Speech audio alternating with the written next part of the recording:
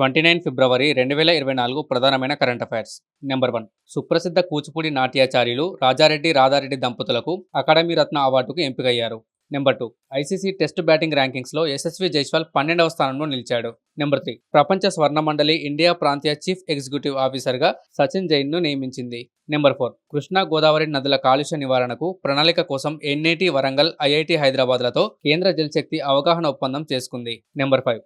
జాతీయ పార్టీలకు 2022-23 ఆర్థిక సంవత్సరంలో 3077 కోట్ల వార్షిక ఆదాయం సమకూరినట్లు అసోసియేషన్ ఫర్ డెమోక్రటిక్ రిఫార్మ్స్ సంస్థ వెల్లడించింది. నెంబర్ 6. దివంగత భారత మాజీ ప్రధాని ఇటీవలే అత్యున్నత పౌర పురస్కారం భారతరత్న పొందిన పివి నరసింహారావు జీవితగతతో ఆఫ్లైన్ వెబ్ సిరీస్ తెరకెక్కనుంది. నెంబర్ 7. బ్రిటిష్ దేశ ప్రతిష్టాత్మక పురస్కారమైన నైట్ హుడ్ అవార్డును భారతీయ ఎంటర్ప్రైజెస్ వ్యవస్థాపకుడు మరియు చైర్మన్ సునీల్ భారతి మిత్తల్ అందుకోనున్నారు. గెస్ ద ఆన్సర్ లో ఈ రోజు ప్రశ్న: హిమాలయన్ బాస్కెట్ ఇటీవల ఏ రాష్ట్రంలో ప్రారంభించబడింది? మీ ఆన్సర్ ని కామెంట్ రూపంలో తెలపండి.